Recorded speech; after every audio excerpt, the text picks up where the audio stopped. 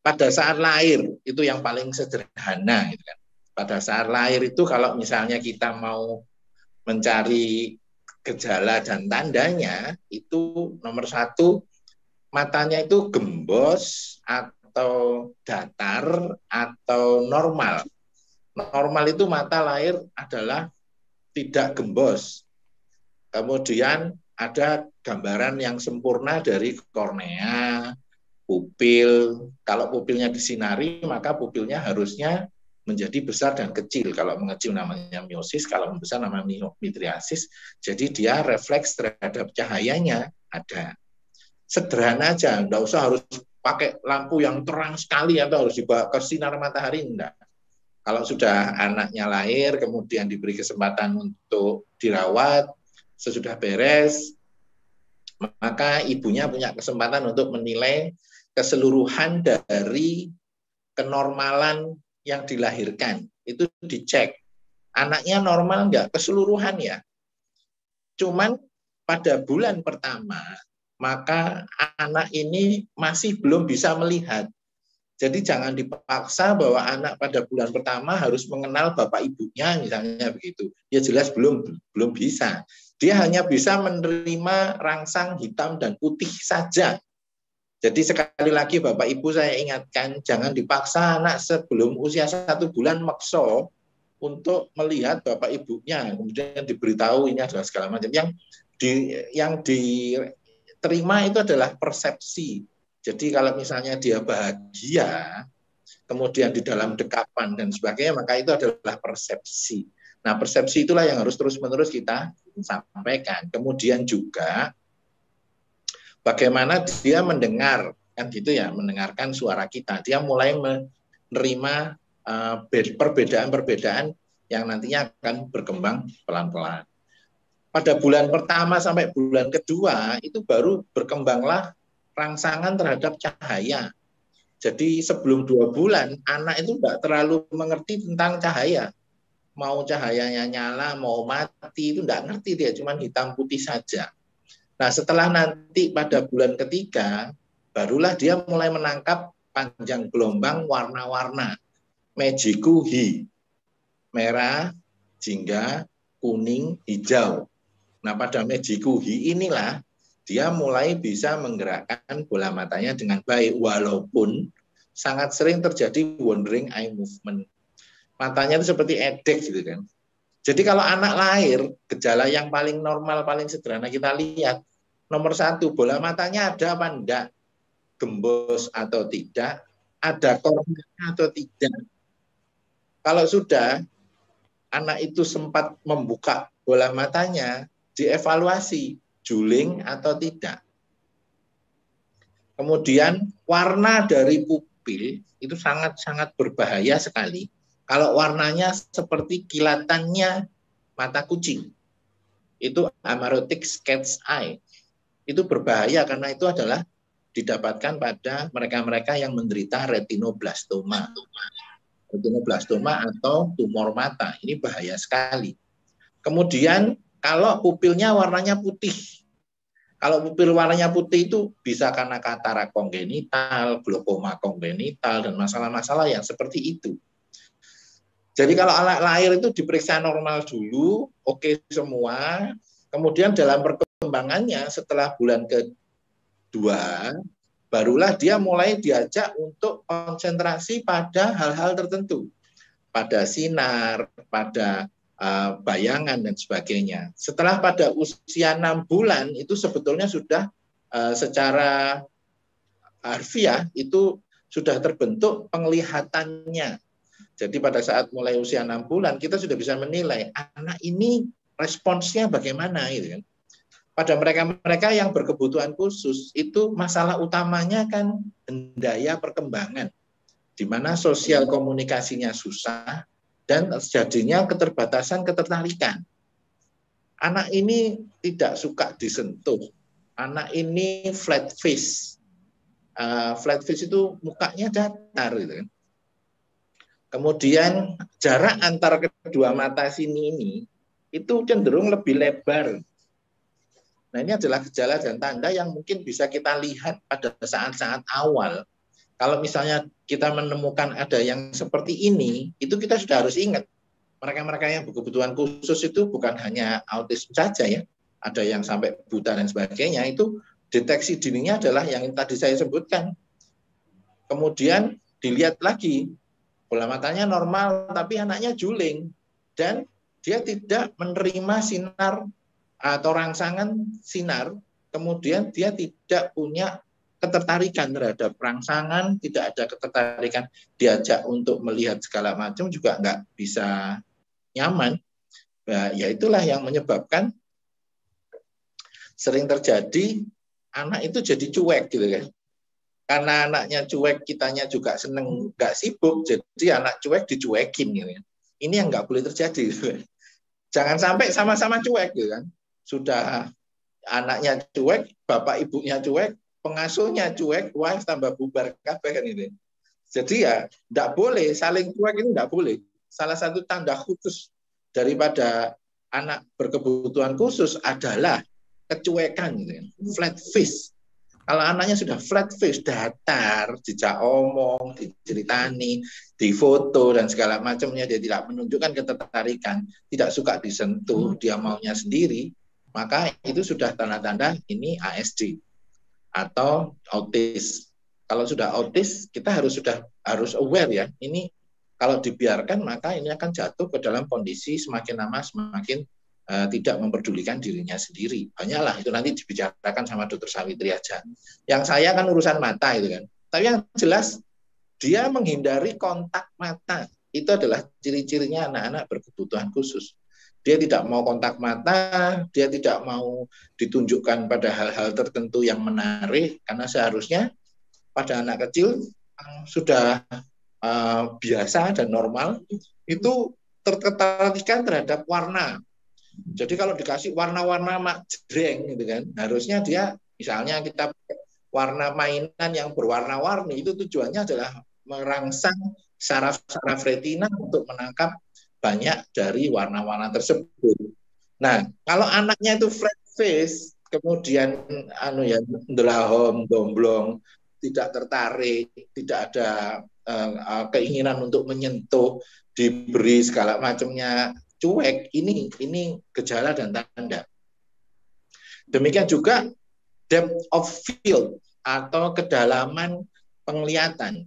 Pada usia 6 sampai 7 bulan, anak itu sebetulnya sudah tahu dia mau ngeranggeh atau memegang sesuatu, dia sudah tahu bahwa ini jaraknya kira-kira segitu, itu namanya depth of field. Nah, kalau kita misalnya melihat anak ini tidak bisa memegang atau tidak bisa menyentuh atau tidak bisa mengira-ngira kedalaman dari sebuah benda, kemudian dia ngawur aja nah itu sudah salah satu tanda dari adanya masalah di bola matanya. Masalah itu mulai dari tidak terbentuknya bola mata, kurang sempurna terbentukan bola mata, itu artinya dua-duanya buta, sampai dengan terbentuknya bola mata yang tidak sempurna, dia masih punya penglihatan yang sangat sedikit, itu disebut dengan penglihatan subnormal. Jadi dari buta, penglihatan subnormal, kemudian penglihatan normal.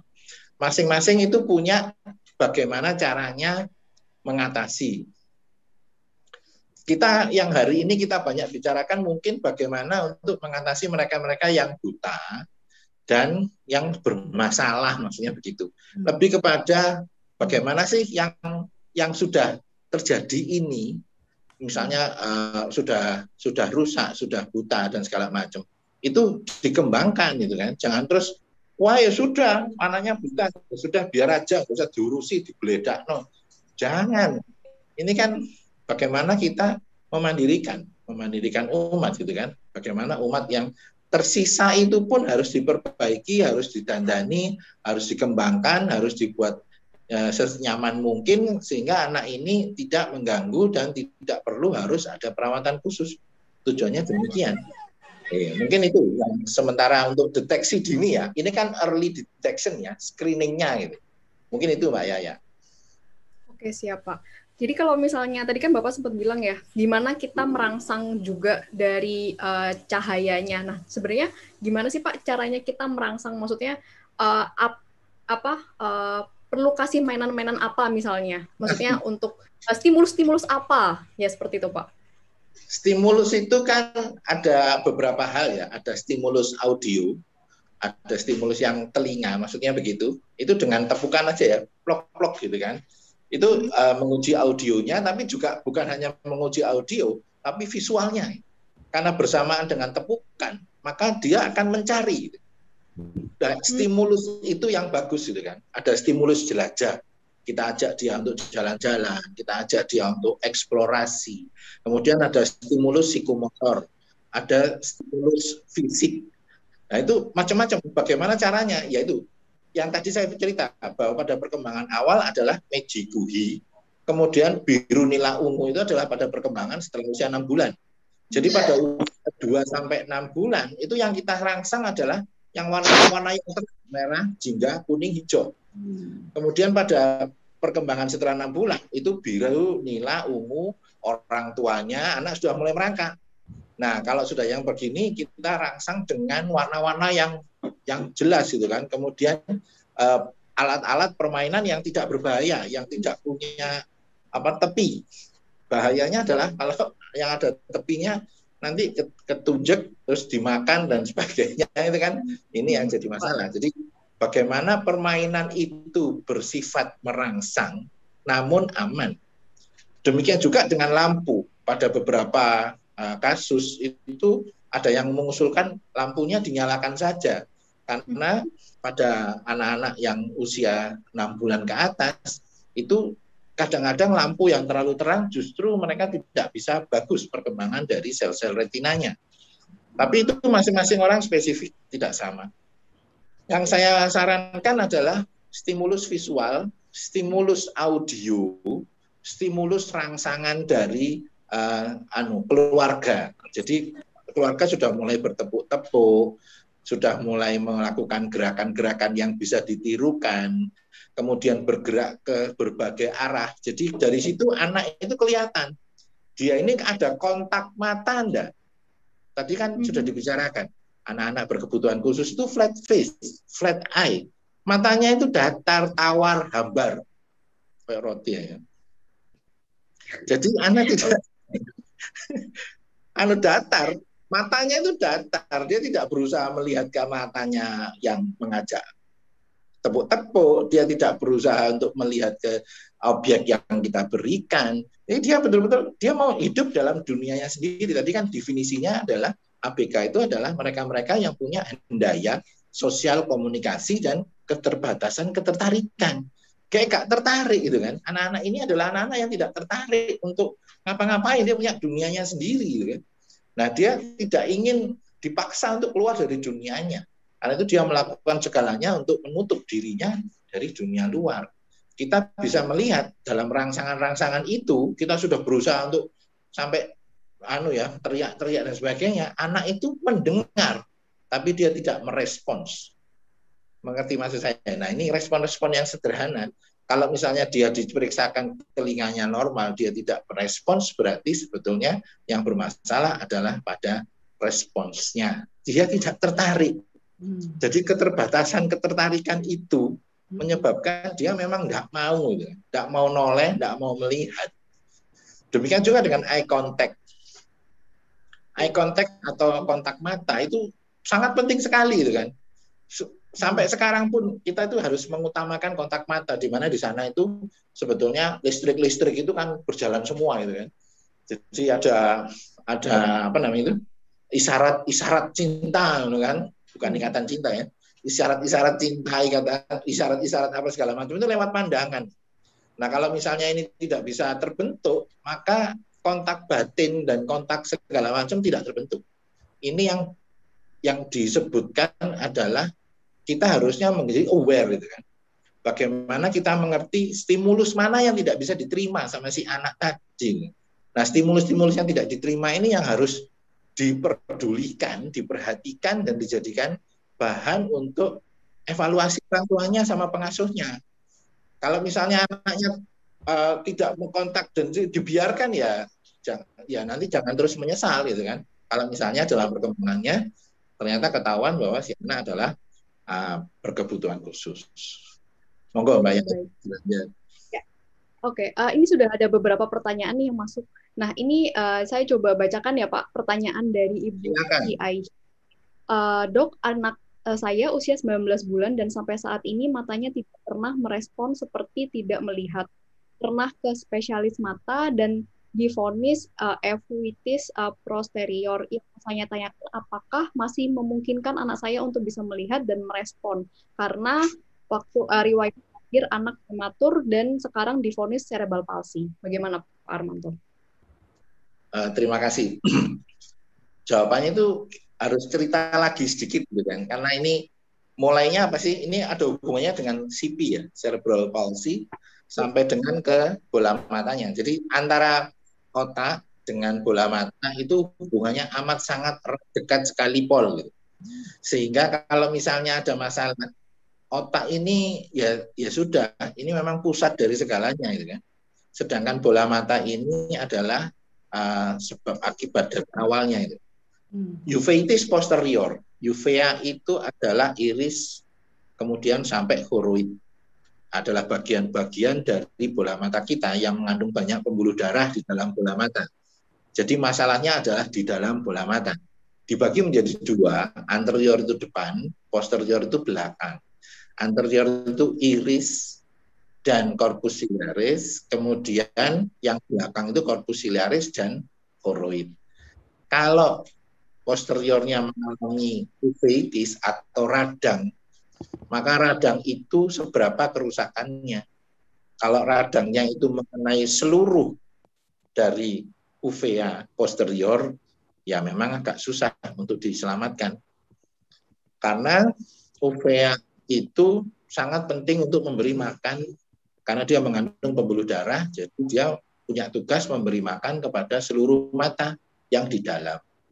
Kalau matanya tidak ada yang ngasih makan, ya otomatis seluruhnya akan pelan-pelan menjadi rusak. Yang berbahaya adalah kalau misalnya ini dibiarkan berlanjut-lanjut, maka tidak dapat bola makanannya itu tidak bisa masuk, akhirnya pelan-pelan bola matanya akan mengecil, mengisut, dan terjadilah shrinkage. Yang penting bagaimana kita menjaga supaya yang lain tetap dapat masukan, dapat makanan dari daerah yang lain. Karena itu dibuat semaksimal mungkin supaya bisa dapat pasokan makanan dari pembuluh-pembuluh darah sekitarnya. Apakah uveitis posterior bisa sembuh? Kalau sudah mengenai seluruh daerah dan sudah terjadi kerusakan total, tidak bisa. Kemudian pada saat ini sudah terjadi cerebral palsy. Kalau melihat gambarannya, uveitis posterior itu bukanlah suatu penyakit yang normal didapatkan pada mereka-mereka yang usianya semuda itu. Uveitis posterior itu biasanya didapatkan pada mereka-mereka dengan usia yang agak lebih tua. Bahkan sering terjadi pada mereka-mereka yang sudah di atas 50 tahun. Kejadian pada usia seperti itu sangat-sangat rendah sekali angkanya. Kalau terjadi, maka kita harus curiga adanya suatu kelainan genetik. Bahwa itu sudah sebelumnya ada masalah dengan bola matanya. Ternyata terbukti bahwa bukan hanya bola matanya, namun juga pada otaknya. Artinya, mungkin pada pertumbuhan sejak sebelum lahirnya, itu ada sesuatu yang salah. Nah, itu satu yang salah itu tidak terus pada saat lahir langsung terjadi, enggak. Pada pertumbuhan perkembangannya berikutnya lah, maka terjadi kerusakan-kerusakan yang baru ketahuan pada anak usia di atas 1 tahun. Contohnya seperti cerebral palsy, uveitis posterior, dan lain sebagainya. Kalau pada penyakit lain, pada anak-anak yang lahir dengan permasalahan harus diberi oksigen yang besar dan segala macam, terjadilah retinopathy of prematurity, terjadi pada anak-anak yang lahir prematur. Kalau anak-anak lahir prematur, kurang bulan, kemudian retinanya tidak berkembang dengan sempurna, diberikan oksigenasi yang cukup besar, itu akan berakibat kerusakan pada retina. Itulah yang menyebabkan beberapa hal yang tadi disebutkan. Kalau pertanyaannya, ini bisa disembuhkan dok? Nah itu tadi, Kalau misalnya dokternya sudah mendiagnosa bahwa seluruh posterior UV-nya sudah rusak, ya kayaknya si agak susah untuk Ini sekarang. pernyataan bahwa itu akan membaik. Paling tidak kalau anak seperti itu, usia seperti itu sudah ketahuan bermasalah, nah sekarang kita bagaimana caranya memberikan solusi. Tadi kan pola pikir kita kan bagaimana kita mendeteksi, kemudian early detection, screening, habis itu prompt treatment. Pada saat usia sekian ini diapakan kan itu ya. Jangan dibiarkan Bu, kalau dibiarkan ya sudah buta ya sudah, enggak. Pada saat ini kalau sudah dinyatakan buta, justru kita harus mencari bagaimana dia bisa mandiri secepatnya dalam kondisi buta. Karena anak buta dengan anak bisa melihat itu perbedaannya adalah sama-sama enggak ngerti kok Bu. Mereka itu lahir juga kadang-kadang yang buta itu ya sudah. Jadi dia anggap dunia ini memang gelap gitu. Jadi ya bagaimana kita yang di sekitarnya ini punya pengaruh yang luar biasa untuk membuat dia menjadi hatinya besar. Memang kalau sudah sulitan semuanya, dia sudah buta, ternyata kemudian tuli, kemudian cerebral palsy dan sebagainya. Ya memang itulah kendala-kendala atau kesulitan-kesulitan yang harus kita hadapi bersama-sama. Kalau masalahnya ringan, ya pastinya gampang mengatasi. Tapi kalau masalahnya berat dan banyak, maka kita akan berusaha bersama-sama untuk mengatasi dan memberikan solusi. Kalau yang begini, segera dikonsultasikan ke lembaga-lembaga anak-anak berkebutuhan khusus maupun lembaga-lembaga anak tunanetra. Mungkin bisa dibantu mulai dari sekarang. Sehingga dalam perkembangan dan pertumbuhannya tetap dalam pemantauan. Sehingga tidak terjadi lebih jelek lagi. Tadi kan kita patokannya apa sih? Anak ini pada nilai berapa? Misalnya 0 sampai 100. Maka anak ini sudah buta, ya sudah, matanya 0. Tapi kan kemampuan lainnya dikembangkan. Jangan dibiarkan anak ini terus 0 terus, terpuruk terus, tambah nemen gitu kan, tambah parah, dan dibiarkan kehilangan yang lain. Gitu kan. Anak-anak yang seperti ini punya kecerdasan yang luar biasa kan gitu ya. Anak-anak yang bermasalah itu biasanya punya kecerdasan dan kemampuan-kemampuan yang berbeda. Nah, yang seperti ini yang harus kita apresiasi dan kita berikan jalan. Kita harus cari dia sebetulnya punya kelebihan di mana gitu. Kelebihan-kelebihan ini yang harus harus disupport, harus didorong, harus diapresiasi, harus dibanggakan, harus bisa dibesarkan hatinya dan segala macam gitu kan. Saya yakin di antara kekurangan pasti ada kelebihan gitu kan. Kecuali memang Allah memberikan kecacatan yang sempurna, ya sudah. Tapi kalau misalnya dia ada kekurangan kemudian ada kelebihan, nah tugas kita itu nyari gitu kan. Di mana sih kelebihannya dia? Kalau memang tidak ada kemudian kita diam saja dan kita pasrah, ya sudah. Tidak akan ada lagi perkembangan yang bisa menyebabkan si anak itu menjadi sesuatu yang luar biasa dalam hidup kita. Karena setiap apa yang kita miliki ini sebetulnya adalah nikmat yang harus disyukuri. Mungkin itu jawabannya. Monggo Mbak Yaya. Oke. Ya, terima kasih Pak Armanto atas penjelasannya. Jadi kalau misalnya saya dapatkan ini berarti jangan hanya fokus ke kekurangannya saja ya Pak ya, tapi juga betul. Yang lainnya. Jadi soalnya kadang-kadang kita kan orang Indonesia nih suka banget nih kayak fokus kamu kurangnya ini nih, terus ya udah kamu jadi ada labeling gitu ya Pak ya, dijudge gitu. Jadi harus fokus ke kelebihan, cari ini kelebihannya apa, bakatnya apa mungkin ya Pak ya, seperti itu ya Pak. Sederhananya begini Mbak, kalau kita ini jadi air, kan gitu ya, air itu selalu mencari jalan ke yang paling nyaman untuk dia, arahnya ke bawah. Sebetulnya hidup kita itu juga sama, kita itu hidupnya bagaimana kita mencari sesuatu itu untuk menjadi kemandirian dan menjadi kelebihannya dari orang itu. Kita harus nyari itu kan. Adalah gampang kita mencari kesalahan, tapi paling sulit mencari kebenaran. Kan begitu ya. Kalau nyalain orang kan gampang, kamu salah. Tapi sebetulnya apa sih sebabnya dia salah kan gitu ya. Dari kebenaran itulah yang kita cari. Seperti tadi pada saat kita menemukan ada diagnosa bahwa di diagnosa bahwa ini sudah buta Bu. Dokternya ya mohon maaf mungkin pasiennya banyak, prakteknya rame, dia cuma ya sudah saya tak cari yang menguntungkan buat saya kan. Dia mikirnya pokoknya sing ono batine gitu kan, malas mikir yang sudah buta ya sudah. Nah, yang buta-buta begini kemudian divonis buta, orang tuanya dan keluarganya merasa ya sudah buta ya sudah titik gitu kan. Tinggal menunggu waktu matinya. Enggak boleh gitu kan. Bagaimana kita memanfaatkan yang tersisa, itulah tujuan dari hidup kita gitu kan. Bagaimana apa yang sudah kita miliki mensyukuri dan menikmati yang ada. Build on what we have. Jadi jangan terus anak yang dipaksa normal, jangan. Yang penting kita nomor satu adalah menerima bahwa anak itu tidak normal, kan begitu ya. Karena banyak orang tua dan keluarga itu memaksakan anak itu dipaksa normal, kasihan.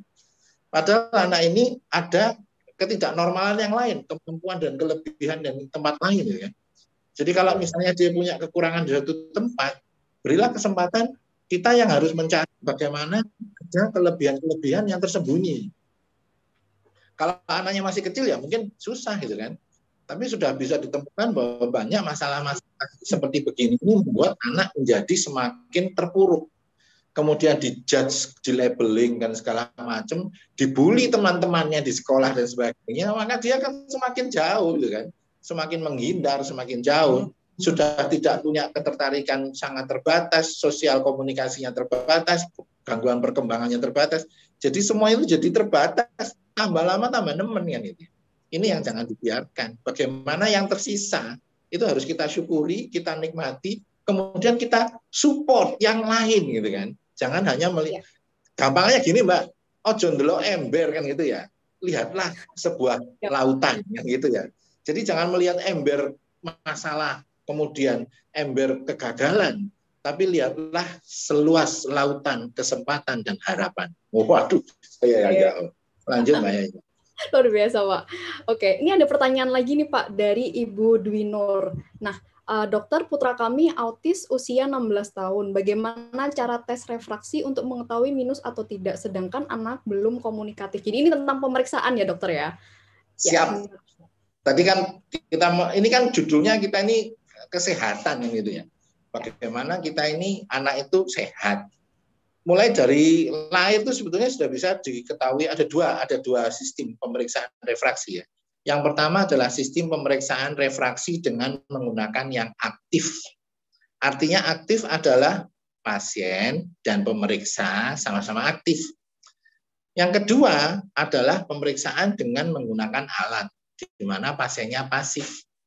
Asal pasiennya bisa melek aja. Jadi ya ini yang jadi susah, karena pasien ABK autis itu susah, disentuh tidak mau, dijak omong tidak nurut, kemudian kalau dia tidak sesuai ya sudah dia bengak-bengok dan segala macam. Tadi pada Ibu tadi sosial komunikasinya juga susah, maka kita bisa membayangkan dokternya ini frustrasi gitu kan. Tapi yang jelas kalau misalnya pertanyaannya bagaimana caranya kita melihat dia minus atau tidak, ada beberapa alat Bu. Alat-alat ini bisa dipakai sebagai acuan. Alat yang pertama adalah namanya autorefraktokeratometer. Asal anaknya bisa disuruh diam saja selama 3-5 menit, maka alat ini yang akan mendeteksi kelainan tersebut. Alat ini sifatnya objektif. Jadi objektivitasnya itu tapi punya syarat dan ketentuan bahwa si anak ini harus secara khusus diam. Memang waktu diamnya tidak lama, tapi untuk menata kediamnya itu mungkin 3-5 menit. Tapi untuk deteksinya sendiri hanya sekitar 10 detik. Jadi setelah ditekan, alat itu akan bekerja 10 detik keluar hasilnya. Itu pakai alat yang objektif. Yang kedua, pemeriksaan objektif dengan menggunakan alat yang lain, kan? Yang dipegang oleh dokter. Tapi ini kalau anaknya tidak komunikasi dan gerak terus nggak bisa. Saya mohon maaf, saya jujur, beberapa kali saya dapat PR dari rekan-rekan, dari yayasan, kami menyerah.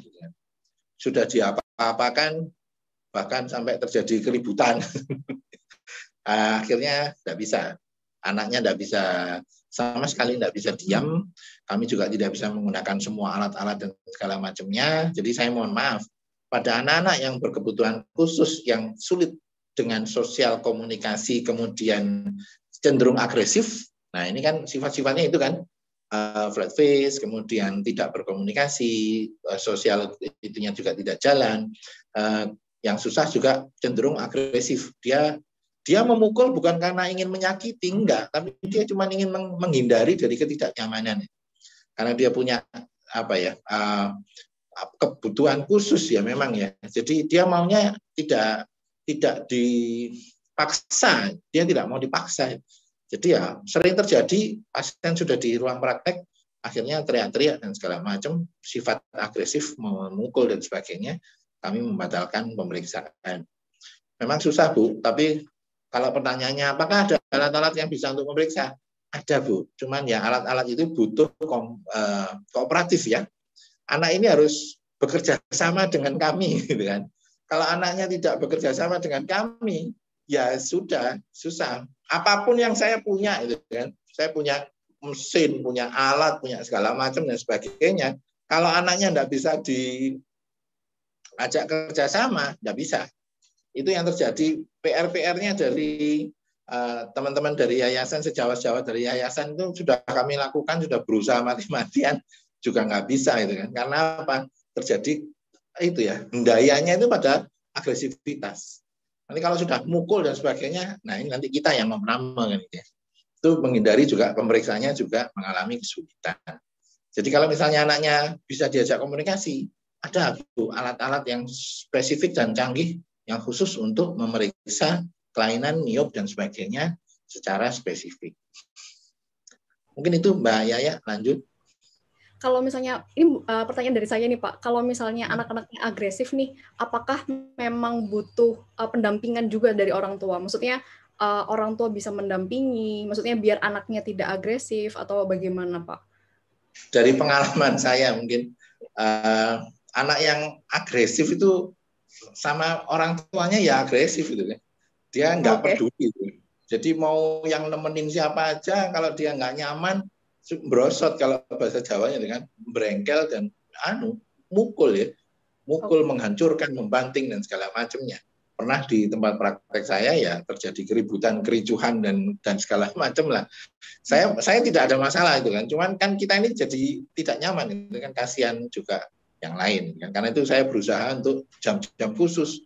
Dulu ada jam-jam khusus untuk pasien-pasien khusus. Bagaimana pasien ini kita mencoba untuk memberikan pelayanan khusus. Karena ya itu tadi, kesulitan-kesulitan yang pernah terjadi pada beberapa kasus. Bukannya kita terus tidak mau meriksa, bukan. Tapi ketidaknyamanan ini yang bisa terjadi pada yang lain. Kasihan yang lain kan begitu ya. Yang sebelahnya tiba-tiba kena pukul misalnya begitu. Itu kan nggak nyaman itu. Tapi insya Allah kalau misalnya pertanyaannya apakah ada alat-alat? Ada. Apakah dokternya pinter-pinter? Cuman itu tadi gendayanya pada kalau misalnya sifat agresivitas. Itu aja Mbak Yaya. Matur nuwun Pak atas pertanyaannya. Ini ada pertanyaan juga dari Ibu Rahma. Saya memiliki binaan di lembaga PAUD, ada 3 anak KBK, salah satu diantaranya sekolah di SD inklusi, tapi perilaku dan pembelajaran seperti anak usia TK. Karena sekolahnya daring, maka orang tuanya sibuk, keduanya kerja, terus menitipkan ke lembaga TPA. Nah, anak ini jenis kelaminnya laki-laki, matanya datar, kalau diajak ngomong tidak ngerespon, sulit fokus untuk mengerjakan tugas-tugas dari guru. Sehingga beliau harus berbicara dengan keras dan dijawil dulu baru mendengar menangis. Nah, kira-kira menurut dokter gimana nih cara menangani anak tersebut? Treatmentnya seperti apa, Dok? Terima kasih, Ibu Guru. Jasanya Ibu nanti sampai surga kok, jangan khawatir. Dan tetap yang namanya jadi guru itu muridnya banyak. Kuncinya sabar, berikutnya sabar, berikutnya sabar. Sudah, guru itu ya cuma 3 itu kuncinya. Sabar, sabar, sabar. Sudah jadi guru, apalagi jadi gurunya inklusi. Sabarnya pangkat 2, Bu. Jadi sabarnya bukan 3, tapi 9. Apalagi sudah kita ketahui bersama bahwa pada kasus seperti ini, pada kasus-kasus yang seperti ini, kasus-kasus autis dan anak-anak berkebutuhan khusus, itu memang dia gendayanya adalah sosial komunikasi dan tidak tertarik. Tidak berkembang juga. Jadi pertumbuhan dan perkembangannya sangat terlambat, delayed development, artinya dia tidak berkembang gitu kan. Pada usia 25 tahun misalnya, dia seperti anak usia 5 tahun. Karena itulah kendala-kendala dan daya-daya yang kita dapatkan. Demikian juga dengan Kalau misalnya kita ingin anak itu nuruti kita gitu kan. Saya ingatkan kembali pada anak-anak berkebutuhan khusus, mereka punya dunianya sendiri. Di mana flat face, no eye contact itu sudah memang itu diagnosanya gitu kan. Jadi mereka itu nggak suka disentuh, Bu, Bapak, nggak suka disentuh, nggak suka dirangkul, nggak suka dipeluk dan segala macamnya. Bukan karena mereka mereka menghindar. Memang dia memang menghindari itu kan, karena dia tidak suka. Dia ingin selalu kepada dirinya sendiri. Kemudian dia tidak suka eye contact, dia tidak mau ada eye contact, dia menghindari sama sekali. Disentuh pun itu kadang-kadang dia tidak dengan sengaja, dia tidak merespons. Bukan dia jahat, bukan, tapi memang ya seperti itulah. Kita yang harus mengerti. Sederhananya adalah jangan dia dipaksa mengikuti keinginan kita. Namun kita yang harus mengerti tentang kebutuhan dan keinginannya dia. Sekali lagi, Bu, bukan mereka yang harus mengerti keinginan kita, namun kita yang mengerti kebutuhan dan keinginan mereka. Bahwa memang mereka seperti itu. Pada anak-anak yang normal pun kadang-kadang susah. Apalagi yang ABK seperti ini, yang sudah ada hendaya, ada kesulitan pada ketertarikan terhadap sosial dan komunikasi ke sekitar kita. Bagaimana kita untuk merangsang mereka menjadi anak-anak yang nurut? Tidak bisa, karena mereka memang kelemahannya di situ. Apalagi kalau dia sudah punya mainan sesuatu yang dia sukai, sudah dunia ini lewat. Moro tua minggir, bojo minggat dan segala macam kan gitu ya. Benar-benar dia nggak mau tahu. Dia sudah benar-benar tidak ingin ada dunia lain selain dunianya. Nah, yang seperti ini yang kita harus mengerti, nggak usah dipaksakan, diajak, kemudian ditunjukkan, kemudian ditertarikkan. Tadi kan saya sudah cerita, definisinya salah satunya adalah keterbatasan ketertarikan. Jadi bagaimana supaya dia mau, ya harus dibuat tertarik dulu. Bagaimana mengatasinya? Diajak untuk menjadi sesuatu yang menarik. Apa yang tadi saya sudah ceritakan, bagaimana we build on what we have. Kita yang harus melihat mana sih dia punya kelebihan. Nah, kelebihan-kelebihan itulah yang kita beri kesempatan untuk berkembang. Jangan kita memaksakan dia untuk mengikuti keinginan kita. Gitu kan. Saya mau kamu jadi seorang pianis. Maka anak itu dipaksa untuk belajar piano, padahal anaknya senangannya gitar. Nah, ini ya, yang sesuatu yang harusnya kita melihat anak itu sukanya apa. Disitulah yang harus kita beri kesempatan untuk berkembang. Mana-mana yang dia merasa baik, merasa nyaman, merasa bahagia, kemudian dia merasa tertarik, itu kita yang memberikan banyak. Pada saat awal yang susah apa sih? Menemukan sesuatu yang membuat dia tertarik. Nah, setelah kita menemukan apa yang bisa membuat dia tertarik, nah itu yang harus dikembangkan terus. Memang ya, sekali lagi saya cerita, komentar ya, pengalaman saya sih memang menghadapi yang begini ini luar biasa. Tadi sudah ada 3 kunci, kalau sudah menjadi gurunya ini maka 3 kunci dikuadratkan 9. Betul-betul tidak bisa yang lain. Kita harus menemukan sesuatu yang membuat dia menjadi tertarik dan membuat kita jadi beda. Bagaimana kita menjadi seekor ayam yang misalnya nih, ayam dengan belalai kan begitu ya. Jadi bagaimana ibu menjadi seseorang yang berbeda dengan orang-orang lain di sekitarnya, yang dia tahu kalau ibu itu sayang sama dia, maka dia akan menjadi orang yang menurut sama ibu. Persoalannya di sana, bagaimana ibu menjadi seseorang yang berbeda dengan orang-orang lain yang menurut dia mengganggu. Karena setiap kali sentuhan, setiap kali kontak, stimulus rangsangan pada anak berkebutuhan khusus itu dianggap sebagai gangguan. Lah iki sorone itu kan, dianggap gangguan, kira-kira terus kan gitu ya. Makanya itu bagaimana ini bukan dianggap gangguan, tapi dianggap sebagai hadiah dan kasih sayang. Kalau bagaimana menghadapinya, bukunya banyak, Bu. Bukunya inklusi cukup banyak. Saya kira saya kok lebih ke arah matanya saja ya. Bagaimana supaya matanya tetap baik gitu kan. Bagaimana dirawat, bagaimana yang harusnya Harusnya kalau mereka misalnya sudah ketahuan minus, maka minimal 3 bulan sekali mereka harus kontrol. Pada anak-anak yang dengan komunikasi yang baik, yang bisa diperiksa, yang manut, nah ini kalau bisa 3 bulan sekali dilakukan pemeriksaan. Minimal 6 bulan sekali. Kira-kira begitu Mbak ya, monggo. Siap, terima kasih Pak. Berarti untuk pemeriksaan perlu rutin ya Pak ya? Ya, kalau itu sih semua orang normal, apalagi di atas 50 tahun pada ibu-ibu yang sudah menopause itu harusnya itu menopause itu kan mempengaruhi segala macam. Ini kita bicara lain kali lah. Tapi yang jelas harusnya pemeriksaan mata seperti pada pemeriksaan gigi 6 bulan sekali. Oke, siap. Terima kasih, Pak. Ini ada pertanyaan dari Ibu Nyoman Wirana. Putri kami autis umur 23 tahun sudah selesai kuliah khusus. Saat ini sebagian besar waktunya untuk browsing dan lain-lain di depan komputer. Nah, beliau mengkhawatirkan kesehatan matanya karena sehari-hari di kamar selain main game juga menggambar. Nah, apakah ada anak atau pelakuan khusus agar matanya tidak terganggu. Nah, ini juga ada pertanyaan lainnya, Pak, yang tentang, ini kan kita ngomongin tentang daring ya, Pak ya. Nah, ada juga sama Pak Fajar, cara mengurangi radiasi ke HP dan mata, karena sering daring kan. Jadi kalau tadi tentang makanan dan perlakuan khusus gimana, nah juga tentang biar radiasi ke mata itu juga nggak capek nih, seperti itu. Apalagi kan matanya jadi lelah ya Pak ya. Ini kayak saya nih, saya di depan laptop, terus-terusan dari jam 8 sampai, kalau saya meeting gitu, terus-terusan tuh capek banget Pak, apalagi kalau ada layar, ada lampu gitu ya. Itu makin capek. Nah gimana Pak, menurut Pak? Betul, setuju sekali. Mager kan gitu ya. Matanya mager, malas gerak gitu kan, gabut. Akhirnya mata yang seperti begini ini masalahnya tadi saya menjawab pertanyaan dari Ibu Luki, terjadilah macam-macam gitu kan. Yang jelas kalau matanya tidak direlaksasikan, maka terjadilah trias nervus 3. Ya, trias nervus 3 adalah miosis, akomodasi, dan konvergensi.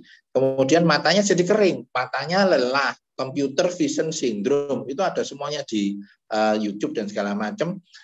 Kalau mau baca silahkan. Tapi yang prinsip Bapak Ibu sekalian yang saya hormati, tolong matanya itu jangan dipertentengkan. Pertentengkan itu bahasa Indonesianya apa ya? Akomodasikan, dipekerjakan gitu kan, dipertentengkan apa ya?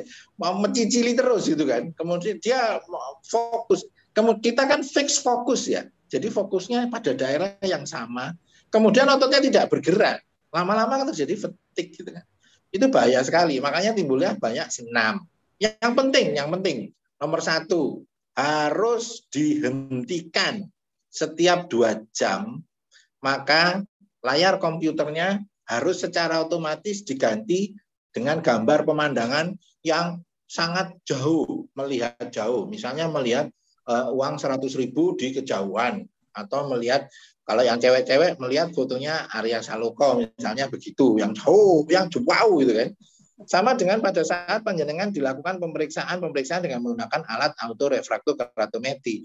Jenengan akan melihat bahwa ada fokusnya itu pada balon warnanya merah yang jauh, atau kapal laut yang berwarna merah yang jauh, di mana kamu dipaksa untuk melihat jauh. Kenapa kok melihat jauh? Karena dengan melihat jauh maka kita akan menghilangkan akomodasi. Dengan menghilangkan akomodasi kita akan terjadi relaksasi. Jadi penyakit-penyakit yang tadi saya sebutkan, mata kering, mata kenceng, mata lanu, dan segala macam lah, itu semuanya akan hilang kalau terjadi relaksasi. Kapan terjadi relaksasi? Kalau mata itu merem atau melihat jauh. Diusahakan sesuatu yang warnanya hijau dan jauh. Jadi adalah benar kalau dikatakan misalnya kita mau vakansi, mau berlibur kemana? Ke gunung, ke laut. Kenapa? Karena ke gunung kita melihat jauh, gitu kan. Pada saat itulah relaksasi dari seluruh otot-otot tubuh bola mata kita. Bukan hanya mata ya, seluruh tubuh jadi rileks. Kenapa? Karena pada saat itu yang tadinya mencenceng, fix fokus, near distance, menjadi far distance, di mana seluruh otot-otot dari bola mata kita rileks. Karena itu disarankan untuk berlibur. Berliburnya gimana? Yang enggak senang berlibur ke gunung sama ke laut, gimana dok? Ya sudah, kamu melihat sesuatu yang jauh aja. Karena itu jangan lupa setiap 2 jam istirahatkanlah bola mata kita. Itu sejenak dengan melihat kira-kira selama 2 menit sesuatu yang jauh berwarna hijau dan tidak berpikir. Pada saat itu kita akan menghindari yang namanya fokus. Jadi akomodasinya dihilangkan, relaksasinya yang didapatkan. Pada saat itulah kita bisa tenang. Kalau misalnya, Dok, maaf ya, kantor saya tembok semua, teman saya rupanya jelek semua, saya tidak bisa melihat yang jauh, tidak ada yang dijauhi, ya sudah, kamu merem saja. Jadi pada saat itu kamu merem saja, karena dengan merem atau memejamkan mata, seluruh otot-otot bola mata kita yang tadinya berkontraksi atau mencengcang itu bisa terrelaksasi.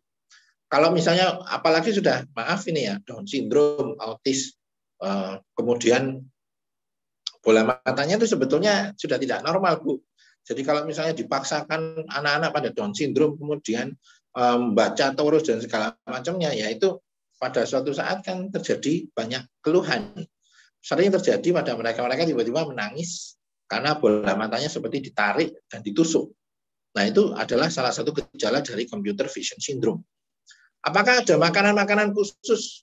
Kita selalu ingat zaman sekolah saya dulu kecil, 4 sehat, 5 sempurna. Apakah ada obat-obatan khusus? Tidak perlu, Bu. Sebetulnya Allah sudah menciptakan bumi dengan segala isinya. Cukup buat kita. Ngapain cari-cari yang aneh, gitu kan? Kalau misalnya uang saya banyak, Dok, sampai dicucui PT, ya sudah terserah Ibu mau beli itu yang namanya di media sosial banyak orang jualan macam-macam. Tapi kalau saran saya sederhana kok. 4 sehat, 5 sempurna itu sudah sangat cukup sekali mencukupi kebutuhan gizi dan nutrisi dari perkembangan si anak dan pertumbuhan. Misalnya kita pun asal banyak sayur, buah-buahan, protein yang terpenuhi sudah cukup. Jadi jangan terus mengurangi salah satu dari 4 sehat, 5 sempurna. Apakah obat-obatan yang lain diperlukan? Kalau misalnya tidak ada kelainan, tidak perlu. Yang kita cukupkan ya sudah itu aja. Yang sederhana aja lah. Yang sederhana dan selalu ada itu cukup. Kemudian kalau misalnya ditambah lagi yang lain yang secara khusus apa?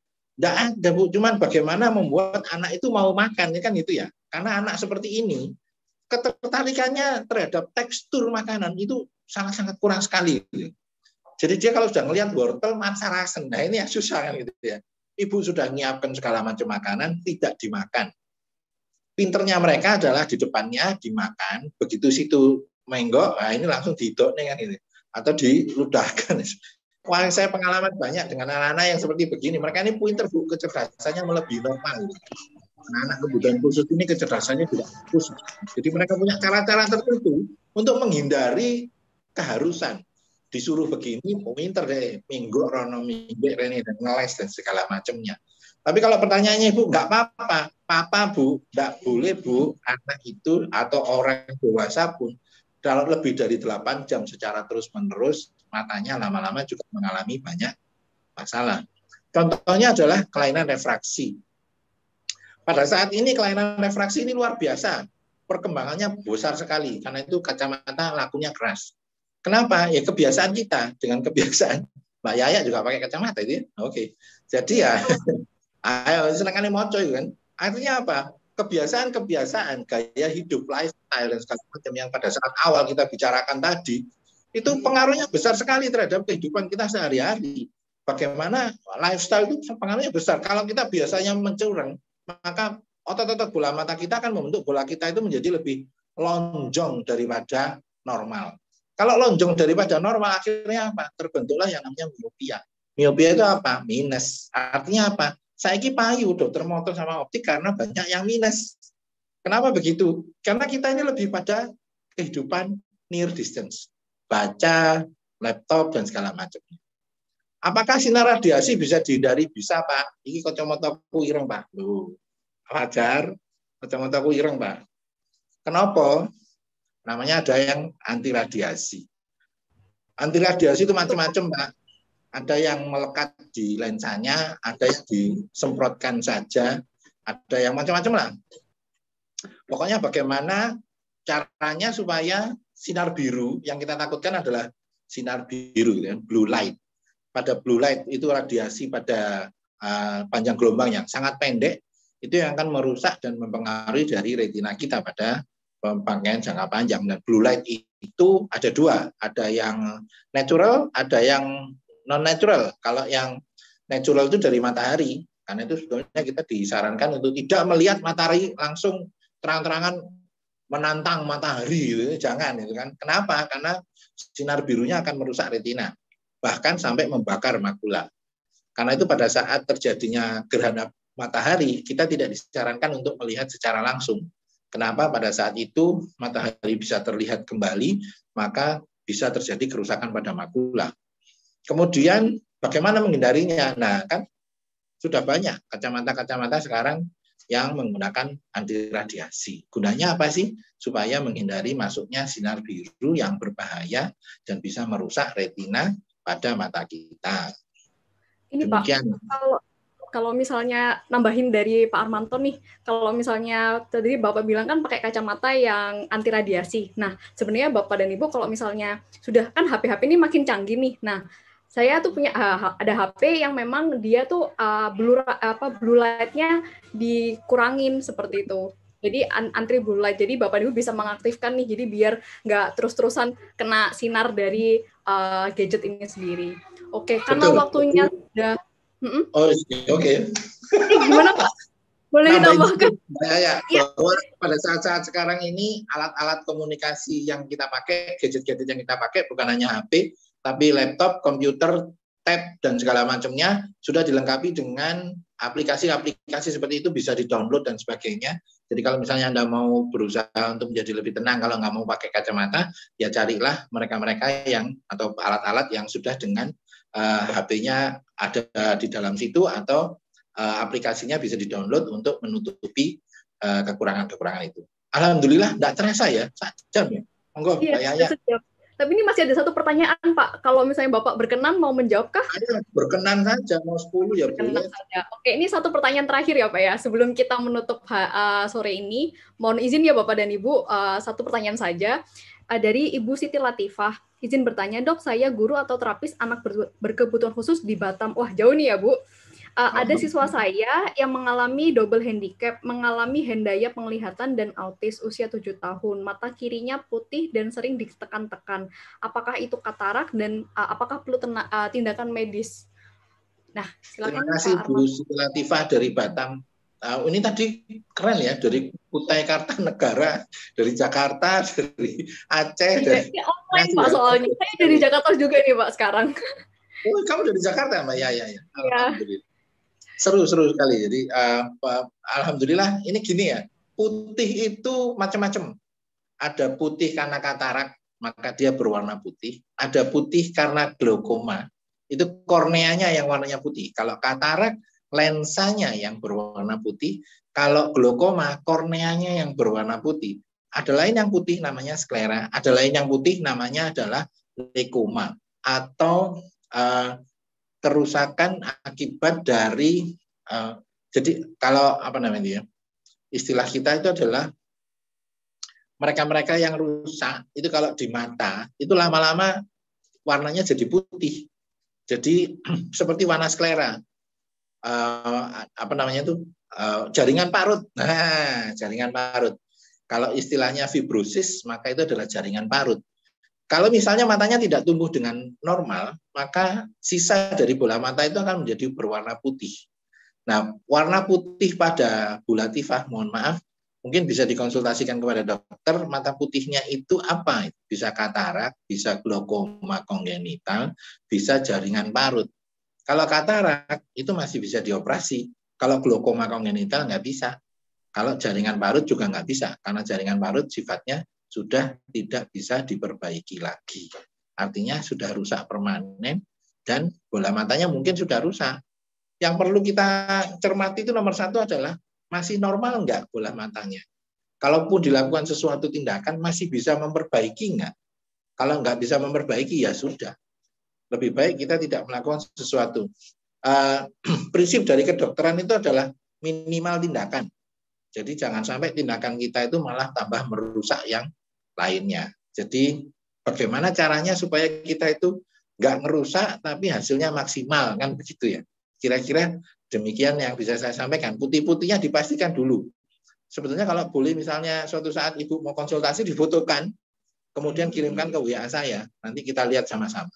Mungkin Dr. Sawitri juga punya nomor WA saya, kalau mau di-share monggo, saya sih bismillah, insya Allah manut-manut saja, tidak ada biaya dan segala macamnya. Tapi saya mau difotokan kelahirannya, kemudian kita nanti bisa bicara lewat WhatsApp. Demikian Mbak Yaya, matur nuwun. Terima kasih Pak atas pemaparannya dan terima kasih banyak Bapak dan Ibu atas pertanyaannya. Jadi sangat seru nih. Kalau misalnya saya boleh konklusikan nih ada beberapa catatan. Jadi kalau dari tadi Pak Arman menjelaskan, sebenarnya intinya adalah kita nggak harus selalu fokus pada kekurangan, tapi juga kelebihannya. Jadi gimana mengembangkan kelebihan anak-anak kita.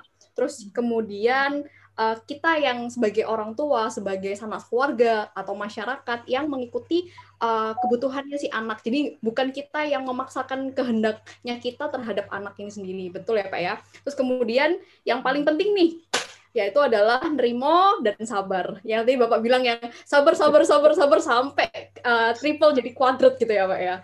Oke. Terima kasih banyak Pak Armanto atas waktunya dan terima kasih banyak kepada Bapak dan Ibu atas waktunya juga, dan sudah jauh-jauh ada yang dari Batam dan dari pelosok-pelosok Indonesia lainnya. Nanti ini akan, jadi kalau misalnya karena hari ini seru nih, jadi kemungkinan akan ada sesi-sesi berikutnya. Nah, Mbak Yaya, mohon maaf. Ya. Bagi mereka-mereka yang membutuhkan nomor handphone saya, sudah ada di kolom chat. Ya, sudah ada di kolom chat. Siap, ya, betul. Yang mereka butuh nomor HP saya, itu bukan HP premium, tenang saja. Tidak ada premium call dan sekalian tidak ada. WA-nya tetap gratis. Jangan khawatir. Kemudian masalah kalau misalnya ada lagi, itu tergantung pada pihak yayasan. Saya manut-manut saja, insya Allah. Yang penting bagaimana menjadi berkah dan manfaat bagi umat. Saya mohon maaf kalau ini jadi acaranya berlanjut kemudian melebar kemana-mana, tapi kita berharap kesempatan-kesempatan seperti ini kalau bisa jadi berkah dan manfaat bagi yang lain dengan senang hati. Karena ternyata saya kaget sekali ya. Ini yang ikut konsultasinya dari seluruh Indonesia, bukan hanya dari online soalnya Pak. Keren. Kalau misalnya diberi waktu untuk sosialisasi, mungkin bisa lebih banyak yang bisa ikut dan lebih banyak yang bisa kita selesaikan. Artinya jalurnya bisa konsultasi.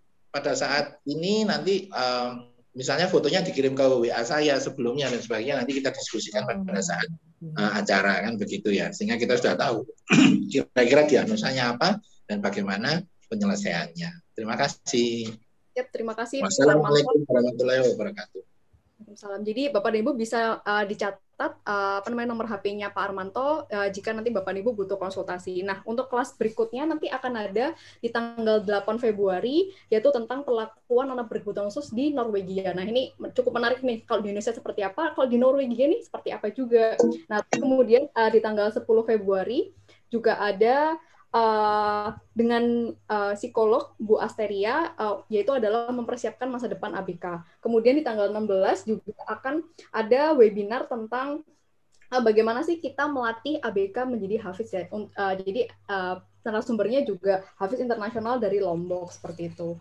Oke, mungkin tanpa berlama-lama karena waktunya sudah sudah molor banyak nih, 10 menit. Terima kasih banyak Bapak dan Ibu atas waktunya. Sampai jumpa di kelas diskusi Akademi Disability berikutnya. Terima kasih Bapak dan Ibu. Terima kasih Pak Armanto atas waktunya. Terima kasih. Assalamualaikum. Salam. Terima kasih Pak Dokter. Terima kasih Pak Dokter. Pak Sunarman, Terima kasih.